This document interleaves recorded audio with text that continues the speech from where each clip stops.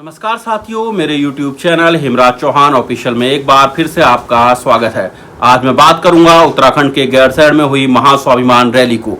ये रैली आज social media में काफी चर्चा में रही।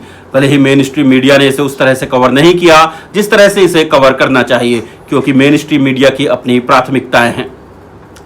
आज जो महास्वाभिमान रैली चमोली के गैरसैंण में हुई, उस रैली में हजारों की संख्या में तमाम सामाजिक संगठन के लोग सामने आए और उन्होंने अपनी 3 मुख्य मांगों को लेकर धरना प्रदर्शन किया। उनकी जो पहली मुख्य मांग थी वो थी मूल निवास 1950। उनका मानना है कि उत्तराखंड में मूल निवास 1950 लागू होना चाहिए, क्योंकि इसके लागू न होने की वजह से जो राज्य की पूरी डेमोग्राफी है वो बदल गई है। राज्य में करीब 40 लाख लोग, बाहरी लोग अब रह रहे हैं। इसके अलावा उन्होंने मजबूत भू कानून की मांग की है जो हिमाचल प्रदेश की तर्ज पर हो। ये बात हर कोई जानता है कि उत्तराखंड में किस तरह से भूमाफियाओं ने जमीनों पर कब्जा कर लिया है। यहाँ जो कृषि योग्य भूमि थी उसे भी लगातार कमर्शियल यूज में लाया जा रहा है और ये जमीन ज्यादातर बाहरी लोगों ने खरीदी है। इसकी मुख्य वजह है कि इन लोगों की राजनीतिक साठगांठ है, इन लोगों की ऊपरी रसूख है और ये लोग लगातार पहाड़ों में जमीनें हत्या रहे हैं। इसे लेकर भी आज इन सामाजिक संगठनों ने अपना विरोध प्रदर्शन दर्ज किया। इसके अलावा चमोली के गैरसैंण को मुख्य राजधानी बनाने को लेकर भी उन्होंने अपना विरोध प्रदर्शन जताया। आपको बता दें कि गैरसैंण भले ही इस समय ग्रीष्मकालीन राजधानी है, लेकिन गैरसैंण में कामकाज नाम मात्र के बराबर होता है। गैरसैंण में दिखावट के लिए भले ही कुछ दिन का सेशन हो जाए। आपको याद होगा कि अभी हाल में ही 3 दिन का गैरसैंण में विधानसभा सत्र लागू किया गया था। उससे पहले आपने देखा होगा किस तरह से गैरसैंण में विधानसभा सत्र न लागू करवाने को लेकर विधानसभा हमारे विधायक किस तरह से लगातार पत्र लिखते हैं और सर्दी का हवाला देते हैं, जबकि ये एक तरीके से उत्तराखंड के आंदोलनकारियों का अपमान है, उत्तराखंड की जनता का अपमान है। क्योंकि उत्तराखंड के लोगों ने जब अपना पृथक राज्य का जो अपना आंदोलन किया था उसकी परिकल्पना ये थी कि पहाड़ की राजधानी पहाड़ में हो और गैरसैंण को इसके लिए सबसे मुफीद जगह माना गया था।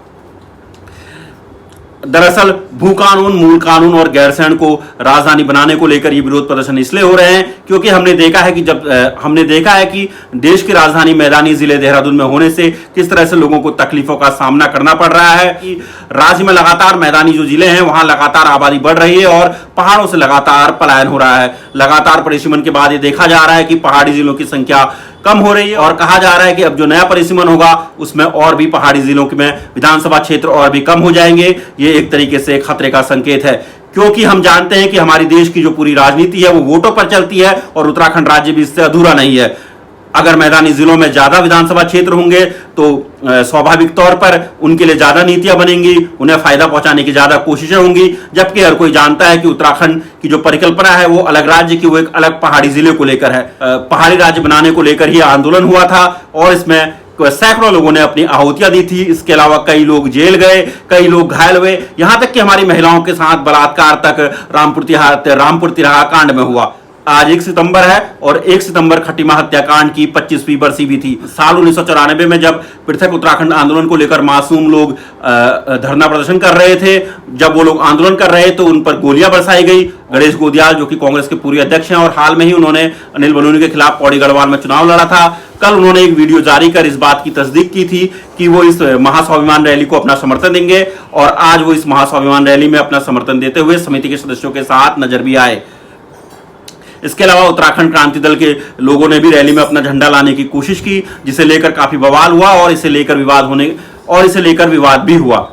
अब बात करते हैं कि आखिर इस रैली की जरूरत क्यों पड़ रही है। इस रैली की जरूरत इसलिए पड़ रही है क्योंकि हमारे प्रदेश को एक बार फिर ऐसे आंदोलन की जरूरत है जो हमारे हुक्मरानों, जो हमारे देश के आकाओं को जगा सके।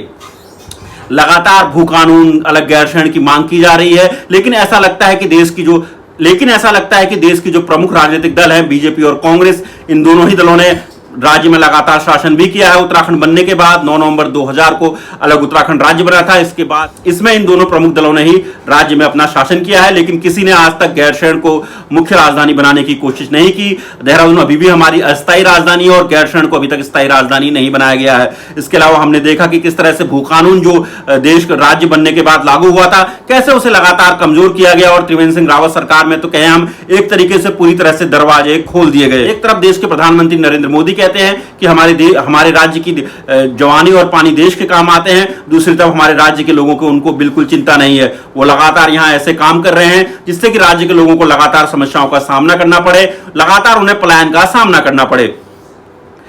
बीजेपी की बात करें तो बीजेपी की साल 2017 से यहां सरकार है और अब 7 साल राज्य सरकार को हो गए हैं, लेकिन अभी तक ऐसा कुछ ठोस नहीं किया गया है जिससे पलायन रुके।